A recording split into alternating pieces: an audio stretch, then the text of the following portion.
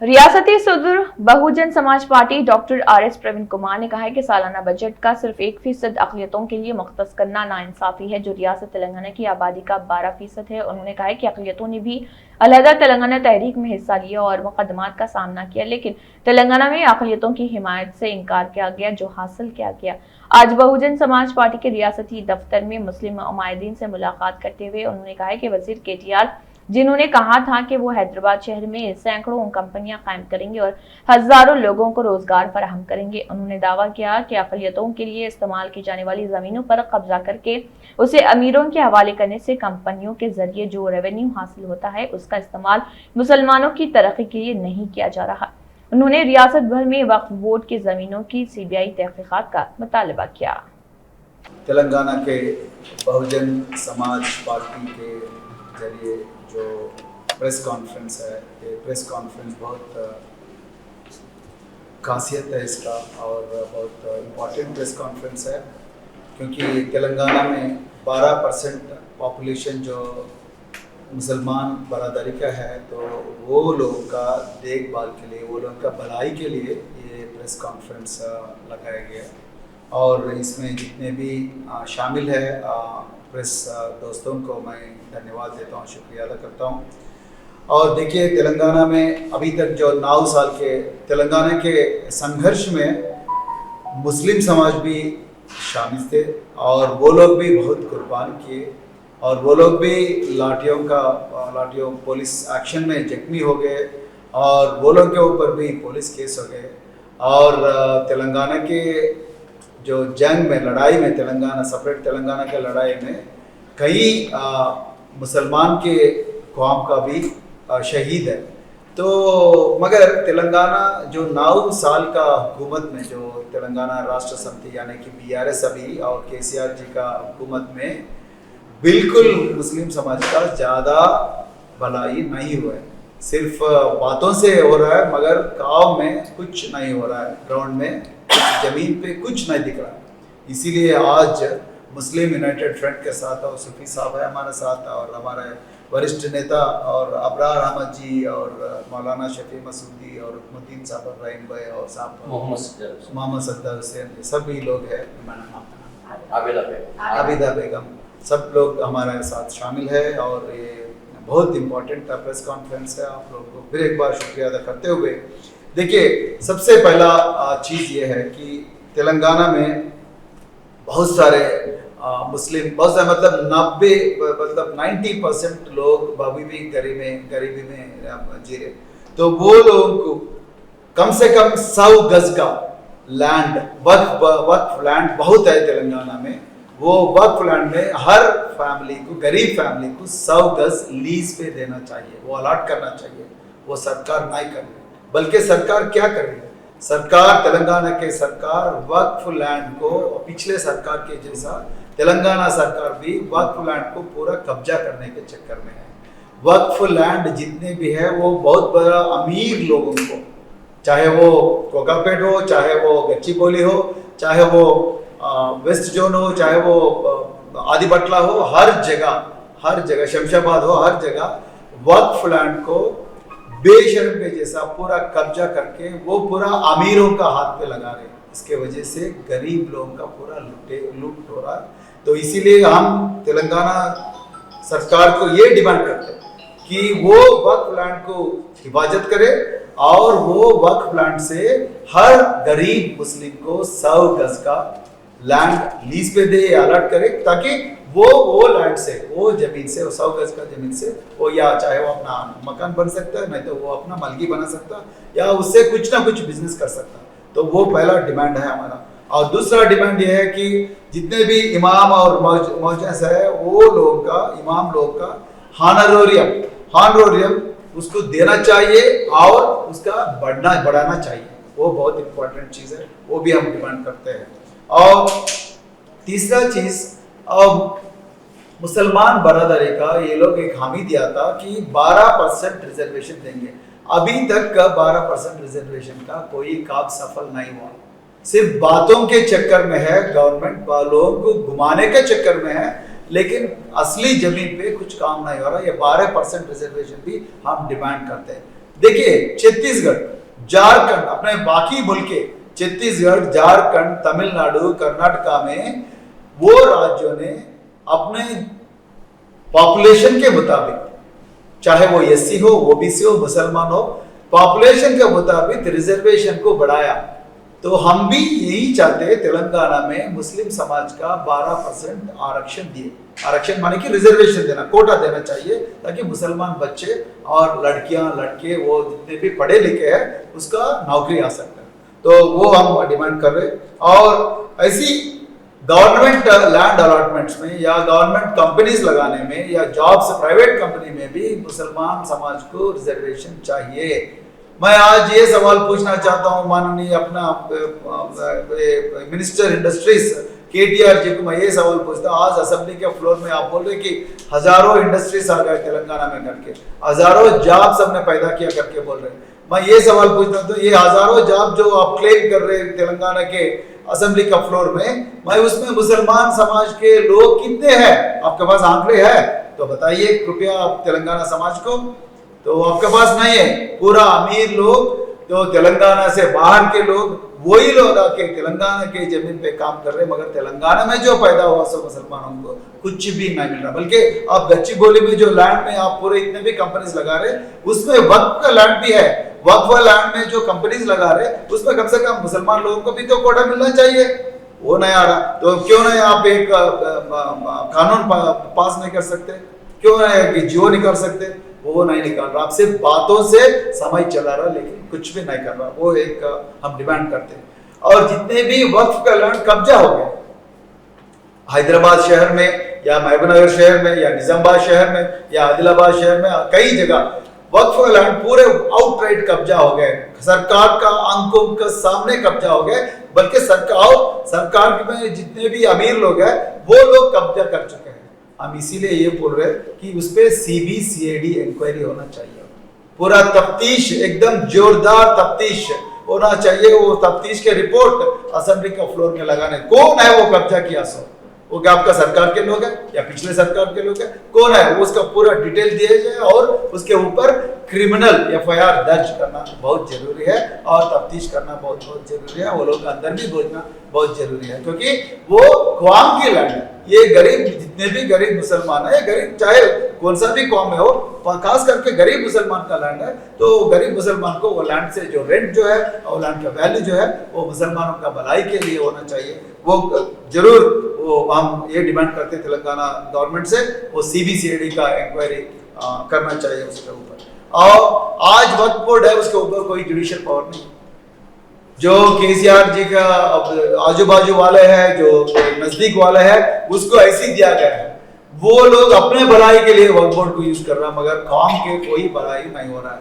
इसीलिए हम ये डिमांड करते हैं तेलंगाना की हुकूमत से, सरकार से, कि वक्फ बोर्ड को जुडिशियल पावर दिया जाए, ताकि वो इंडिपेंडेंट हो और ताकि वो डिसीजन ले सके कि कौन क्या कर रहा है वक्फ बोर्ड में, कहां पर किसका पैसा कहां जा रहा और कितना पैसा किसका पैसा वो बीच वाले पूरा खा ले रहा।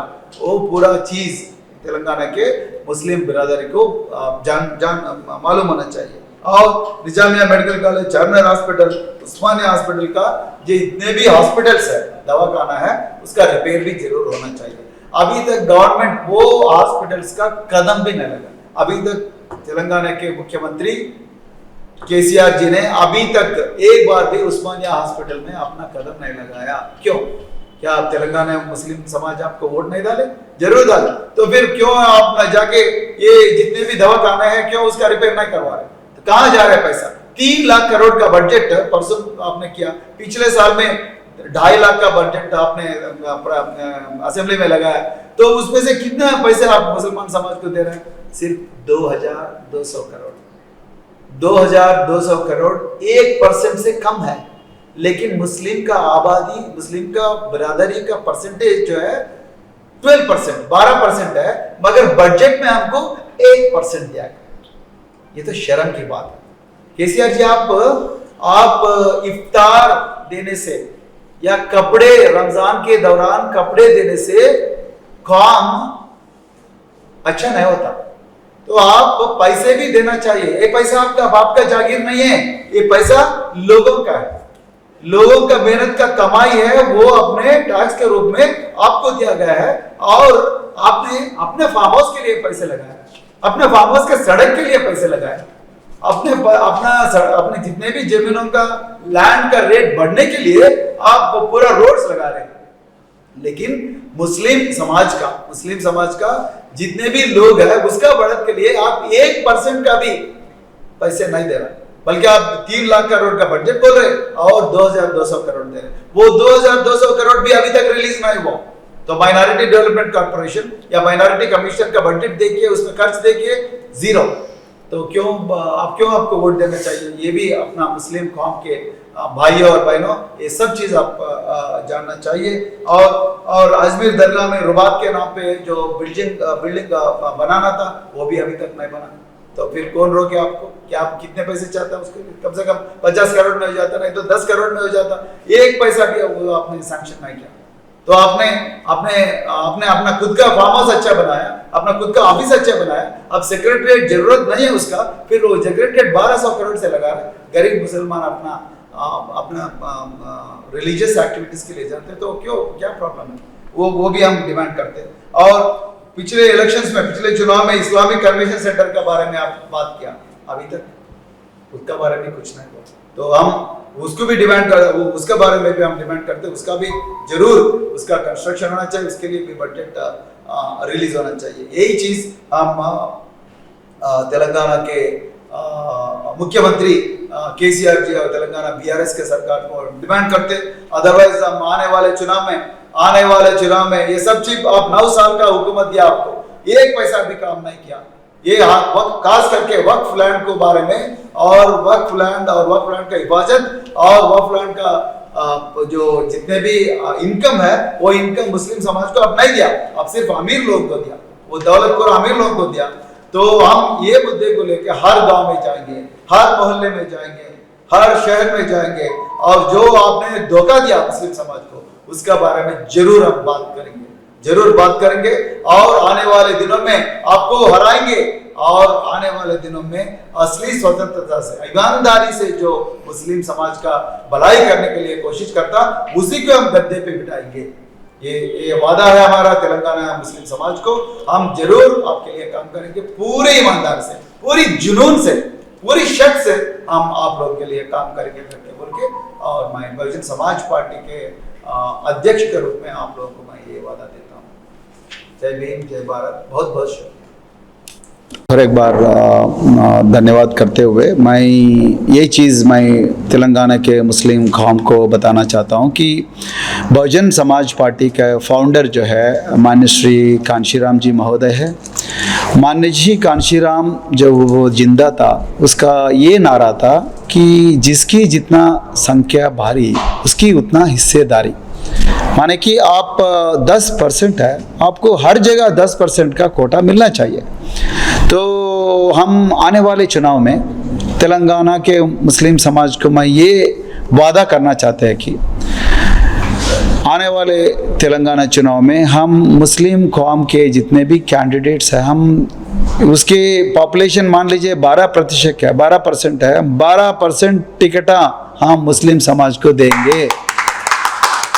मैं ये सवाल बाकी पार्टियों से पूछना चाहता हूं कि बीआरएस या कांग्रेस या बीजेपी, आपके पास दम है, आपके पास ईमानदारी है कि आप लोग ये स्टेटमेंट दे सकते हैं कि मुस्लिम समाज को उसके आबादी के मुताबिक, उसका पॉपुलेशन के मुताबिक आप उसको टिकट बांट सकते क्या? तो अगर आपका दिल में वो इरादा है तो आप लोगों को बोलिए, कृपया आके बोलिए लोगों को। तो हम आज यहाँ से हम ये ऐलान कर रहे हैं कि आने वाले दिनों में, आने वाले चुनाव में मुस्लिम समाज के ये 12% का पॉपुलेशन है, हमारा टिकट का बंटवारा भी 12% मुस्लिम समाज को होगा, ये वादा है हमारा।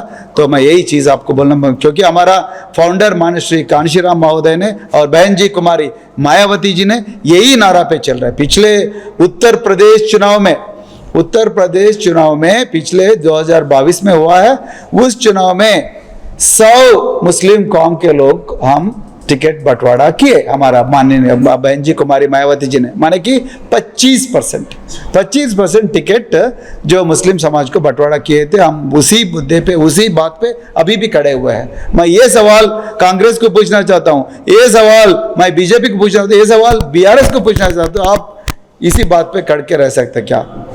ये चुनौती ले सकते क्या? अब ले तो फिर बताइए लोगों को क्या देते हैं मुस्लिम समाज को? सिर्फ कागज देना, नहीं तो सिर्फ कपड़े देना, नहीं तो दावत देना, नहीं, लोगों को जिंदगी देना है। अगर उसके पास, आपके पास ईमानदार है तो बताइए, लोगों को बाहर रखें।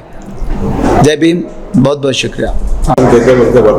इसके बारे में क्या कहें? तो मुसलमान के समाज 12% है तेलंगाना में, उसको हर जगह 12% का आना चाहिए। उसका प्रॉस्पेरिटी में आना चाहिए, उसका बजट में भी आना चाहिए, जॉब्स में भी आना चाहिए और तालीम में भी आना चाहिए। हर जगह उसका 12% रहना चाहिए, क्योंकि तेलंगाना का जंग में सेपरेट तेलंगाना की लड़ाई जो हुआ है, वो लड़ाई में वो मुसलमान समाज भी, वो 12% समाज सड़क पे आई, पुलिस का लाठियों का वो खाई वो, और पुलिस केसेस भी हो गया उसके। तो जब वो उतना क्या बोलते हैं कुर्बान कर सकता है उसको, तो जो फल मिला है तेलंगाना का सेपरेट तेलंगाना का, वो फल भी इसी मुताबिक उसका पॉपुलेशन का मुताबिक मिलना चाहिए, वो नहीं मिल रहा है। इसीलिए हम आज तेलंगाना हुकूमत को यही चुनौती दे रहा है कि क्यों नहीं आप नहीं कर सक रहे, तो अगर नहीं कर सके तो गद्दी से उतर जाओ। गवर्नमेंट जो है सब प्लान नहीं कर रही माइनॉरिटीज। गवर्नमेंट के पास इरादा नहीं है भाई, इरादा नहीं है। गवर्नमेंट सिर्फ बातों में बिजी है, गवर्नमेंट को करना नहीं चाहते। आप देखिए मुस्लिम समाज 12% है, तो आज बजट देखिए 3 लाख करोड़ का बजट लगा असेंबली में 2023 में, और कितने पैसे दिया? 2200 करोड़, मतलब माने कि 1% से कम है। तो 3 लाख करोड़ में 2000 करोड़, मतलब 1% कम, 1% से कम है। तो क्या 12% जो बिरादरी है, तो उसमें 1% का बजट दिया। 1% बजट कैसे 12% को खर्च कर सकते हैं? इम्पॉसिबल।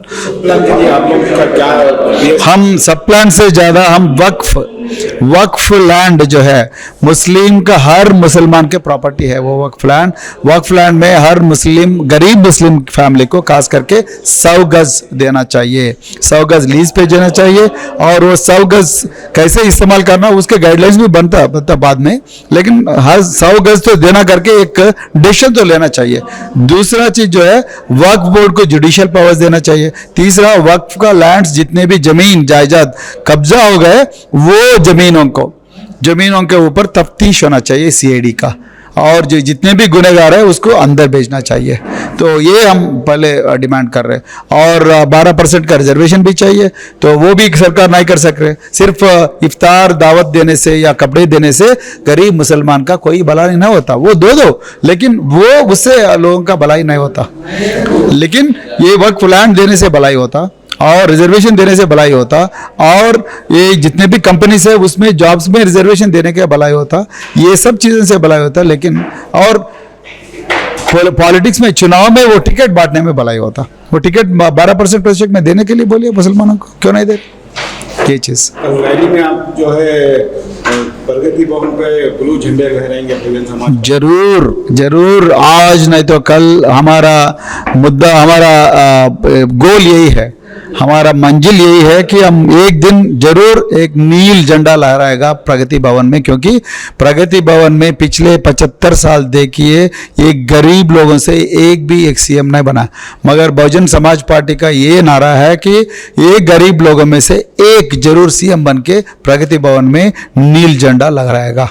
किसको बनाएंगे आप सीएम को से? तो आज लोग बताएंगे ना, जो पहले विधायक बन के एमएलए बन के आना चाहिए, तब वो सब विधायक बैठ के कौन बना करके डिसाइड करेंगे। Thank you.